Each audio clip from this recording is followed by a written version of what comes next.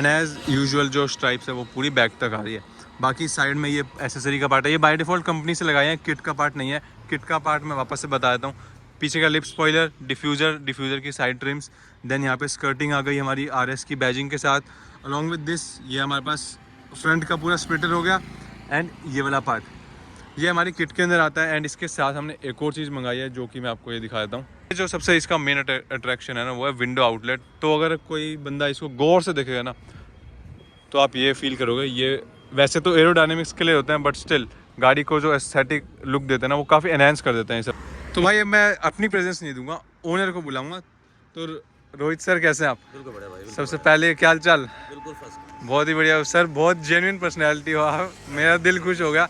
हमारा काम हुआ था कस्टमर के रिलेशन में, बट अब बड़े भैया हो गए हो मेरे। बिल्कुल बिल्कुल बिल्कुल।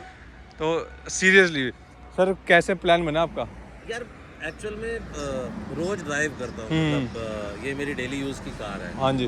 और मैं यही सोच रहा था कि थोड़ी सी अलग होनी चाहिए, और फिर ऑब्वियसली मेरी एज में अलाउ भी नहीं करती कि मैं ज़्यादा नहीं, age is just a number, ये आपने प्रूव कर दिया इस गाड़ी से। तो मैंने सोचा कि थोड़ा सा अलग करते हैं, तो बस धीरे धीरे करते करते यहाँ तक पहुँच गया। यहाँ तक नहीं सर, बहुत ही बढ़िया।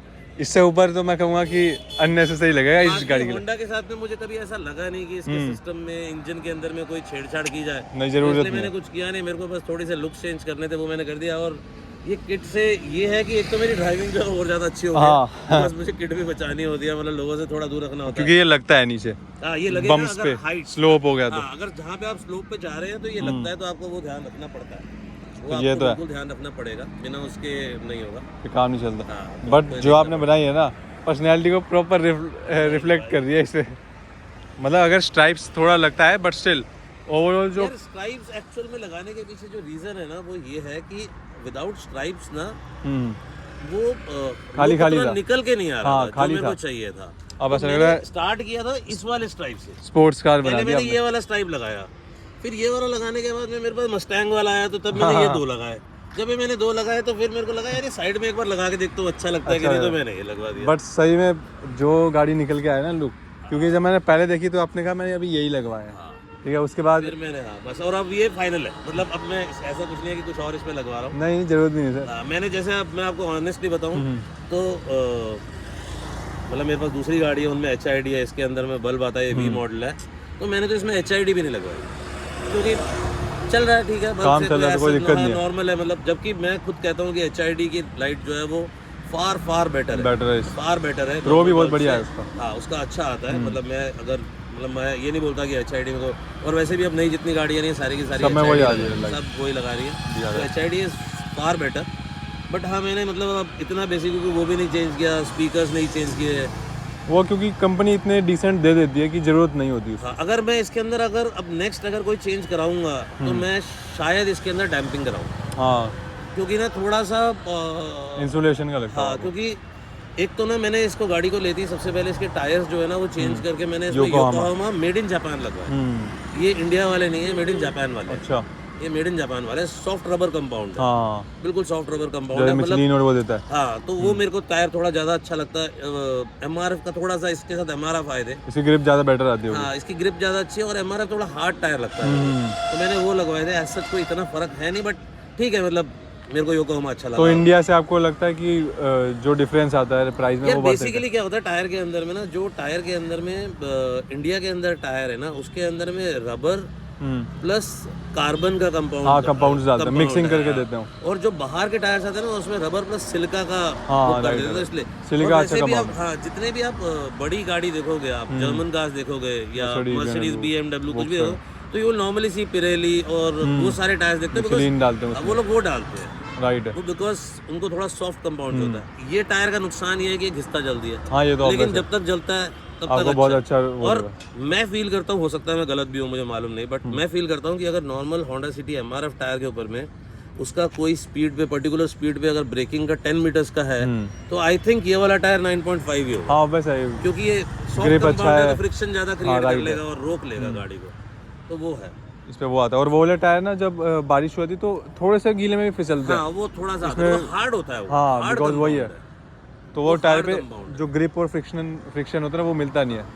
बाकी मैं पेंट प्रोटेक्शन के लिए मैंने कोई PPF या सिरामिक कराई नहीं है, क्योंकि मैं वैसे ही हर वीक जो है इस पे वैक्स पॉल की मेंटेन इतनी है, एक तो मेंटेन इतनी है और आपका जो यूसेज है मतलब ऑफिस में पार्किंग में खड़ी है। लगा लो कि इस गाड़ी को, ये दिसंबर 22 की गाड़ी है, आज इसको कितने हो गए, 14-15 महीने हो गए, 35,000 किलोमीटर चल चुकी है। ऐसा नहीं है कि 35,000 क्या हुआ, 35,000 नंदी जी आ गए, चलो तो 35,000 चल चुकी है और नहीं लगी नहीं रहा भाई। आप कमेंट करके बताओ 35,000 चली हुई लग रही है गाड़ी या नहीं। यार एक तो मैं आपको सच्ची बताऊं तो बेसिकली ये गाड़ी चलती है नोएडा के अंदर, मतलब जहाँ ज़्यादा ट्रैफिक वाली जगह होती है ना, मैं अवॉइड करता हूँ लेके जाना। एक तो मैं थोड़ा, और नोएडा के अंदर में क्या है, रोड्स क्लियर है, यहाँ भाई एक्सप्रेस वे पे ही है, तो एक्सप्रेस वे पे ही घर है, एक्सप्रेस वे पे ही चलना होता है, एक्सप्रेस वे के बगल में ऑफिस है, एक्सप्रेस वे के बगल में ऑफिस है, तो रोज की ड्राइविंग भी जो है वो वैसे ही होती है, वो तो इसलिए दिक्कत नहीं आती है। बाकी मेन चीज़ तो आप बताना ही भूल गए, एग्जॉस्ट जो कटआउट लगाया है। हाँ, वो इसमें एक ऐसी कभी शौक के लिए एग्जॉस्ट कटआउट लगा रखा है, मस्ती के लिए। सर मुझे बता रहे कि जब कोई, हाँ मतलब वो मजा तब आता है जब आप दो लोग चल रहे हैं साथ में, चल रहे हैं जूम करके निकालना और पड़ता है, जब एकदम से निकाली हूँ थोड़ी सी आवाज बढ़ जाती है इसलिए। पर मैंने कटआउट कर रखा है, एक साइलेंसर कटआउट लगा रखा है, छोटा सा पीस है, वो बेसिकली क्या करता है, जैसे ही आप बटन दबाते हो बाईपास कर देता है उसको, हाँ एयर को, हाँ वो बिल्कुल बाईपास करता है, आवाज एकदम से तेज आती है और वो आपके कंट्रोल में रहता है कि आप कभी भी उसको बंद कर सकते हो। लेवल ऑफ आवाज आती है वेल्व्स उसमें। हाँ बेसिकली दो तरह के आते हैं जो कटआउट्स आते हैं, एक आता है जो आपका वैक्यूम पे काम करता है, एक होता है जो इलेक्ट्रॉनिक। जो वैक्यूम वाला होता है वो होता है एक साथ पूरा खुलता है, राइट। जो इलेक्ट्रॉनिक वाला है वो 4 से 5 स्टेज के अंदर खुलता है, मतलब पहले 10%, फिर 25%, फिर 40%, ऐसे खुलता है। तो आवाज आपके कंट्रोल में होती है कि आपको कितना एग्जॉस्ट आउट करना है, तो इसीलिए मैंने इलेक्ट्रॉनिक लगाया था। एंड मेरे को भी इसका ज्यादा यूज केस मतलब अच्छा लगा। हाँ इसका ज्यादा बेटर, क्योंकि वो दबाओ तो पूरी आ जाएगी, नहीं तो पूरी बंद हो जाती है। बस एग्जॉस्ट के अंदर में, कटआउट के अंदर में क्या होता है कि आपकी सीधी हवा बाहर निकल रही है, डी-कैट के बाद सीधी हवा निकल रही है तो आवाज़ तेज आती है। तो अभी उसके ऊपर भी मैं कुछ काम कर रहा हूँ, क्योंकि जो आवाज़ सीधा जा रही है उसके अंदर में एक छोटा सा जो है वो फिट होगा, कवर फिट होगा, जो कि उस आवाज़ को, जो आवाज़ तेज है, जो मतलब हेवी साउंड है, उसको पतला करके बाहर करेगा, तो थोड़ी आवाज़ चेंज हो जाएगी, लाइक थोड़ा क्रैकल टाइप। बट हाँ मतलब वो बेसिकली वो ऐसी मस्ती के लिए, मतलब मैं किसी को बोलता उसका कोई शौक है सर। हाँ बस कभी मस्ती के लिए कभी यूज कर लिया तो कर लिया। अब इन जैसी रोडों पे नहीं चलाओगे तो गलियों में चलाओगे कभी कभी।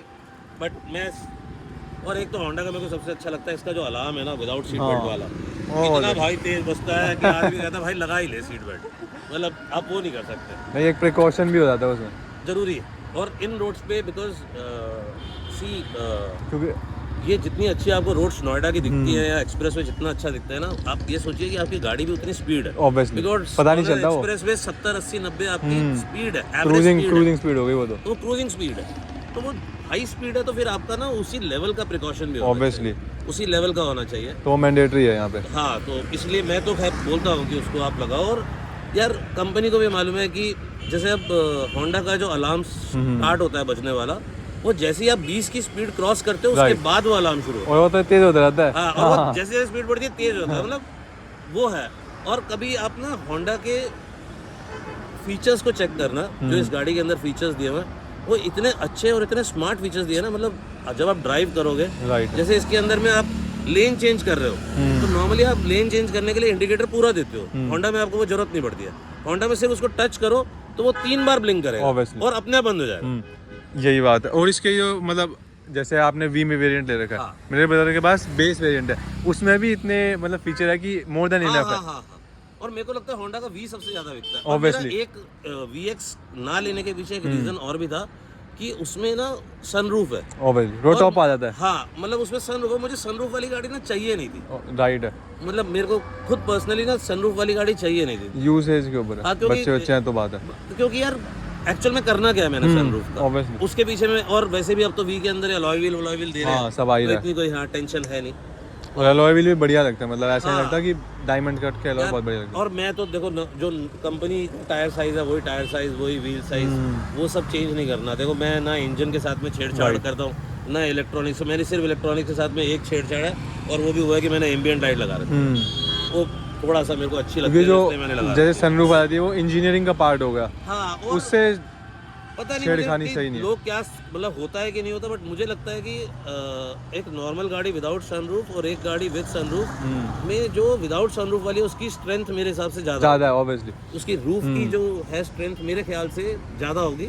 और अगर गाड़ी खुदा ना खास्ता किसी की टॉपल हो तो आई समहाउ आई थिंक कि सनरूफ वाली गाड़ी से विदाउट सनरूफ वाली ज़्यादा सेफ हो। उसके अंदर मान लो सनरूफ टूटती भी है तो क्रैक्स अंदर आएगा, ये आएगा। मेरा फील है। नहीं ये फील नहीं सर, जेन्युइन ओपिनियन है। मतलब मैं कोई इंजीनियर नहीं हूं तो इसलिए मैं बता नहीं, बट स्टिल बट मेरा पर्सनल फील है। रूफ से काफी टेंसाइल स्ट्रेंथ में गेन मिलता है गाड़ी को। मिलता है, पक्का मिलता है, वो तो पक्का मिलता है। क्योंकि ए पिलर भी देखो, ए पिलर बी पिलर को सपोर्ट मिल रहा है। सनरूफ होगी तो वो प्रेस जल्दी होगा, ब्रेक जल्दी होगा। हट गया उतना लोहा तो हट ही गया ऑब्वियसली। तो इसीलिए मेरे को सनरूफ चाहिए था, तो इसलिए भी एक रीजन है कि ये वाली।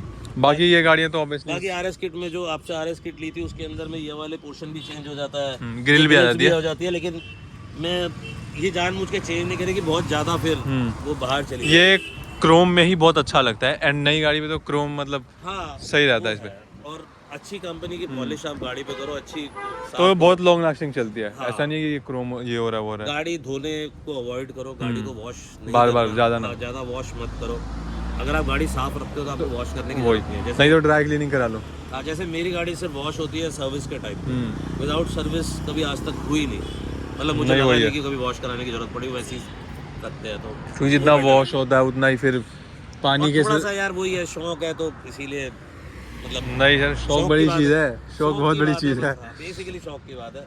नहीं तो भाई ये किट जो आपने लिया है, मतलब मान लो हमारे पास जो बंदे आते हैं कि भाई सबसे मीडियम रेंज दिखाओ जो कि लग जाए, बट आपने कहा ABS high plastic top notch quality. मेरे पास ना उसका एक पीस भी पड़ा हुआ है, अगर आप बोलोगे तो मैं आपको दिखा भी देता हूँ।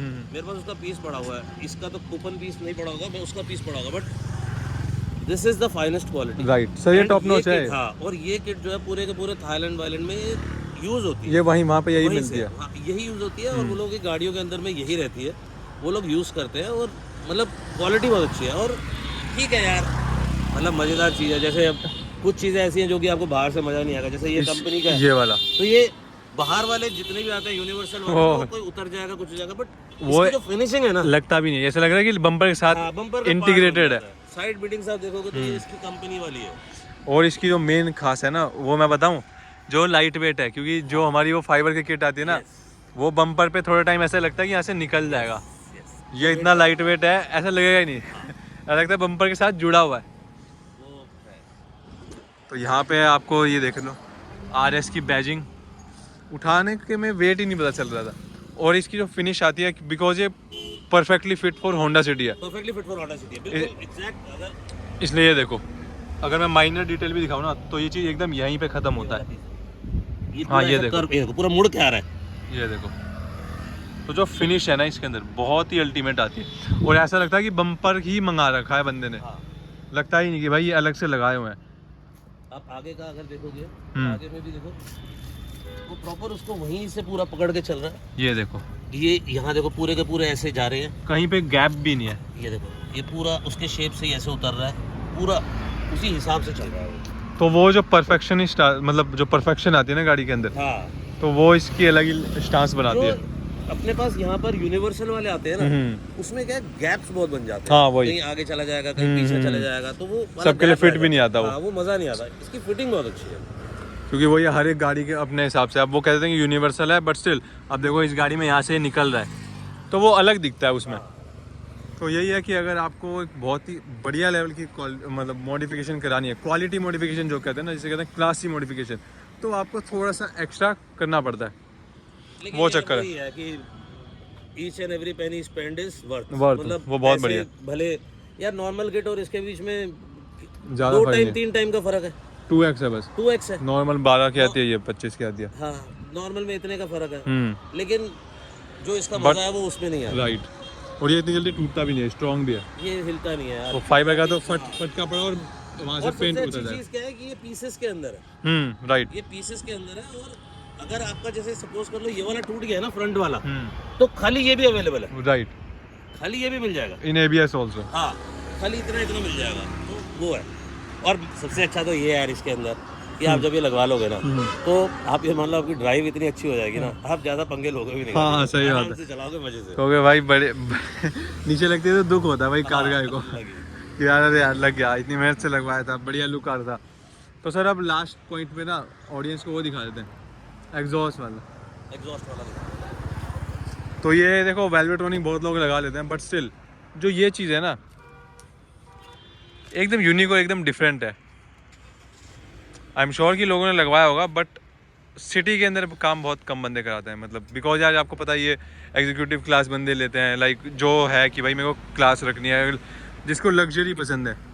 बट स्टिल जैसे ये इसका रिमोट है, ठीक है ना, अब हम जैसे ये अगर आप देखोगे तो इसकी नॉर्मल आवाज़ है, राइट, ठीक है। अगर हम इसका ये दबाएंगे ए मोड तो ये फुल ऑन है। ये बेसिकली अगर आपने जो आपका वो वाला दूसरा वाला आता है नॉन इलेक्ट्रॉनिक वेलवेट्रॉनिक, जो वेलवेट्रॉनिक है, उसमें आपके पास सिर्फ या तो ये आवाज़ है या क्लोज है, बंद है, पूरी बंद है। इसके अंदर में क्या है, ये सी बटन से आप इसको पार्शियली खोल सकते हो। जैसे फर्स्ट क्लिक पे आपकी आवाज़ में इतना फ़र्क है, इतना फ़र्क आया, ये सेकंड हो गया, सेकंड, थर्ड, फोर्थ में एंड फिफ्थ है हमारा मैक्स। और ऐसे ही ये 20 से वापस भी जाएगा डाउनग्रेड करने के लिए।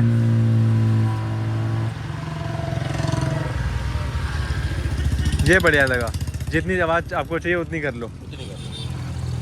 तो ये इलेक्ट्रॉनिक वाला ज़्यादा अच्छा है, मतलब टेक्निकली बहुत अच्छा है, और गाड़ी के अंदर सिर्फ इतना सामान आता है। ये आप देख रहे हो, ये 12 वोल्ट के लाइटर क्या कहते हैं, जो सिगरेट लाइटर पोर्ट होता है उससे भी अटैच हो जाता है, एंड इसकी कोई दिक्कत नहीं।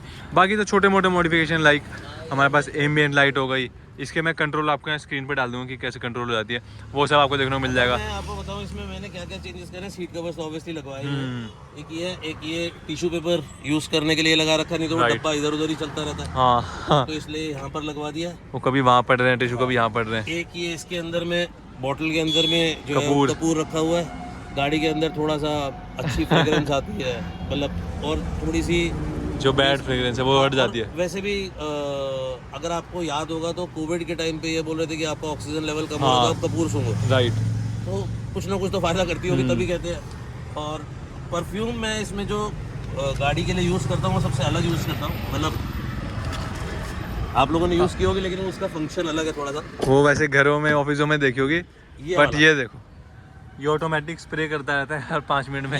बेसिकली मैंने इसको सेट कर रखा है 30 मिनट्स में, हर 30 मिनट में स्प्रे करता है। इससे बेनिफिट ये है कि जैसे होता है ना, हम नई परफ्यूम लगाते हैं तो शुरू में बहुत तेज होती है और धीरे धीरे कम होती रहती है और आखिरी में खत्म हो जाती है, आखिरी में खत्म हो जाती है, 30 दिन तक ही चलती है। ये है कि डे 1 से 3 महीना या 2 महीना जब तक रिफिल है वो चलते रहेगी, बढ़िया। तो ये चीज़ तो बढ़िया लगी, तो ये हमने करवा दिया। तो यार मेरे को कमेंट में बताओ कि गाड़ी कैसी लगी, एंड अगर आपको कोई भी पार्ट या कोई भी मॉडिफिकेशन कराना है, आपको यहाँ पर नंबर मिल जाएगा, आप कांटेक्ट कर सकते हो। किट चाहिए किट मिल जाएगी, एग्जॉस्ट चाहिए एग्जॉस्ट मिल जाएगा आपको। बाकी पता ही है क्या करना है, चैनल को भी यार सब्सक्राइब कर दो। मॉडिफिकेशन के लिए आप ऐसे कमेंट कर सकते हो, एंड ऐसे बढ़िया owner reviews and owner experience में लाता रहूँगा। बाकी सर से अलविदा लेते हैं। सर बहुत बहुत शुक्रिया आपके टाइम के लिए, बहुत कस्टमर नहीं रह गए अब हम, है भाई बन गया। तो ये प्यार होता है यार कार गाइस के बीच में। तो आई होप आप सब लोगों को गाड़ी बढ़िया लगी होगी, सर का जो एक्सपीरियंस शेयर करना है वो अच्छा लगा होगा। तो आज के लिए इतना ही रखते हैं, बट इतना बिल्कुल भी नहीं है, आगे और भी बढ़िया चीज़ें ला रहे हैं। फिलहाल इतना ही, मिलेंगे अगली वीडियो में, तब तक के लिए टिल देन सी बाय बाय और टेक केयर।